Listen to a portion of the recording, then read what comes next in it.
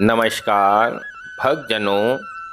आज मैं शिव पुराण महात्म श्री रुद्र संहिता द्वितीय खंड के 35वें अध्याय का वर्णन करूंगा। इस अध्याय में वीरभद्र का आगमन नामक कथा का वर्णन किया गया है। इस महात्म को सुनने से मनुष्य सब पापों से मुक्त हो जाता है। भगवान भोलेनाथ की कृपा सदैव बनी रहती है। अब मैं 35वें अध्याय का वर्णन करता हूँ।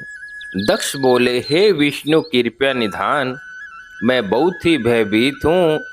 आपको ही मेरी और मेरे यज्ञ की रक्षा करनी है। प्रभु, आप ही इस यज्ञ के रक्षक हैं। आप साक्षात यज्ञ स्वरूप हैं। आप हम सब पर अपनी कृपा दृष्टि बनाएं। हम सब आपकी शरण में आए हैं। प्रभु, हमारी रक्षा करें ताकि यज्ञ का विनाश न हो। ब्रह्मा जी कहते हैं, हे मुनि नारद, इस प्रकार जब दक्ष ने भगवान विष्णु के चरणों में गिरकर उनसे प्रार्थना की, उस समय दक्ष का मन भय से अधिक व्याकुल था। तब श्री हरि ने दक्ष को उठाकर अपने मन में करुणा निधान भगवान शिव का सिमरन किया और शिव तत्व के ज्ञाता श्री हरि दक्ष को समझाते हुए बोले, हे दक्ष, तुम्हें तत्व का ज्ञान नहीं है, इसलिए तुमने सबसे अधिक अधिपति देवता भगवान शंकर की अवहेलना की है। भगवान की स्तुति के बिना कोई भी कार्य सफल नहीं हो सकता। उस कार्य में अनेक परेशानियां आती हैं। जहां पूजनीय व्यक्तियों की पूजा नहीं होती, वहां गरीबी, मृत्यु तथा भय का निवास होता है। इसलिए तुम्हें भगवान शिव का सम्मान करना चाहिए, परंतु तुमने महादेव का सम्मान और आदर सत्कार नहीं किए, अपितु तुमने उनका घोर अपमान किया है। इसी के कारण तुम्हारे ऊपर घोर संकट के बादल मंडरा रहे हैं। मैं तुम पर छाए इस संकट के समय में तुम्हें उबारने में पूर्ण असमर्थ हूँ। ब्रह्मा जी कहते हैं, हे नारद, भगवान विष्णु का वचन सुनकर दक्ष सोच में डूब गया।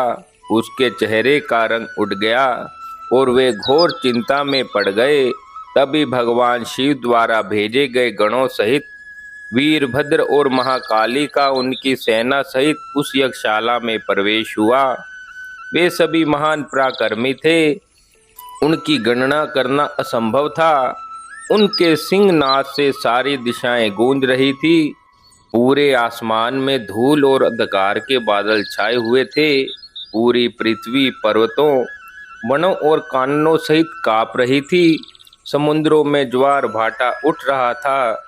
उस विशाल काय सेना को देखकर समस्त देवता आश्चर्यचकित थे।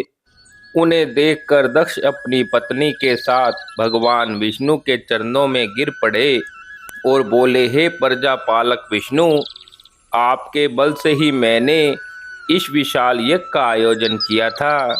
प्रभु, आप कर्मों के साक्षी तथा यज्ञों के प्रतिपालक हैं।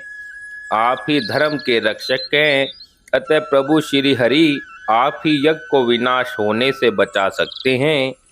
इस प्रकार दक्ष की विनती पूर्ण बातों को सुनकर श्री हरि उन्हें समझाते हुए बोले, दक्ष, निश्चय ही मुझे इस यज्ञ की रक्षा करनी चाहिए, परंतु देवताओं के क्षेत्र नैमिषारण्य की उस घटना का स्मरण करो। इस यज्ञ के आयोजन में क्या तुम उस घटना को भूल गए हो? यहाँ इस यज्ञशाला की और तुम्हारी रक्षा करने में कोई भी देवता समर्थ नहीं है। उस समय जब महादेव जी के गण और उनके सेनापति वीरभद्र तुम्हें भगवान शिव का अपमान करने का दंड देने आए हैं, उस समय कोई मूर्ख ही तुम्हारी सहायता को आगे आ सकता है। दक्ष, केवल कर्म ही समर्थ नहीं होता, अपितु कर्म को करने में जिनके सहयोग की आवश्यकता होती है, उसका भी उतना ही महत्व है। भगवान शिव ही कर्मों में कल्याण की शक्ति देते हैं। जो शांत मन से भक्ति पूर्वक उनकी पूजा अर्चना करता है, महादेव जी उसे तत्काल ही उसे कर्म का फल देते हैं। जो मनुष्य ईश्वर के अस्तित्व को नहीं मानते, वे नरक के भागी होते हैं। हे दक्ष, यह वीरभद्र शंकर के गणों का ऐसा सेनापति है जो शिवजी के शत्रु का तुरंत नाश कर देता है। निस्संदेह यह तुम्हारा और यहाँ पर उपस्थित सभी लोगों का नाश कर देगा। शिवजी की आज्ञा का उल्लंघन करके मैं तुम्हारे यज्ञ में आया हूँ, जिसका दुष्परिणाम मुझे भी भोगना पड़ेगा। अब इस विनाश को रोकने की शक्ति मेरे पास नहीं है।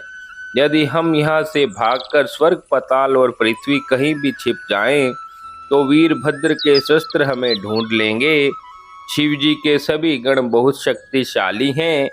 विष्णु जी यह कह ही रहे थे कि वीरभद्र अपनी अजय सेना के साथ यज्ञ मंडप में आ पहुंचा।